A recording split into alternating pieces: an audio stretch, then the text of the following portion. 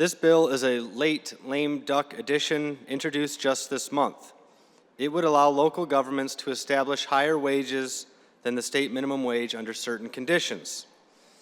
A locally mandated higher wage structure would be allowed in instances where an employer is meeting prevailing wage or project labor agreement requirements or has a contract with a local public entity.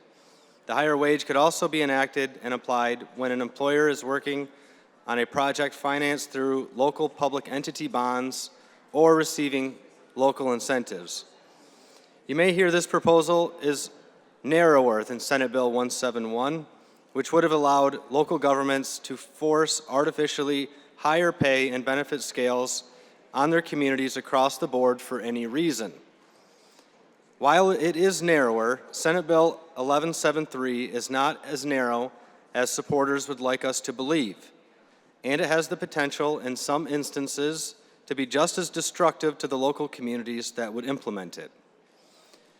It could lead to significantly higher mandated costs for taxpayer-funded projects with no corresponding value of return. It could raise the cost of labor with no savings to offset those higher costs elsewhere. Most importantly, it could lead to investors choosing to invest elsewhere, resulting in lost investment and subsequent lost job opportunities. What would the unintended consequences be? Higher costs to redevelop brownfields, which would drive some developers to abandon those efforts and switch to developing greenfields instead. This proposal could also hurt our state's effort to create more affordable housing. Developers face higher costs and more regulations, prompting some to stop investing in projects they otherwise might attempt. The bill before us today could also lead to a complicated patchwork of rules and regulations that vary from one community to the next. If we really want to promote growth, we should have consistent rules and regulations related to wages, benefits, and scheduling for job providers no matter where in our state they may want to locate. That, for example, is why our state has one minimum wage.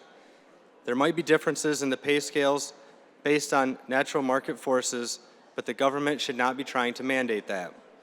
A patchwork of regulations that vary from one community to the next will lead to confusion and overall disinvestment. Some businesses, when they are considering which states to invest in, will simply cross some communities or Michigan as a whole off the list.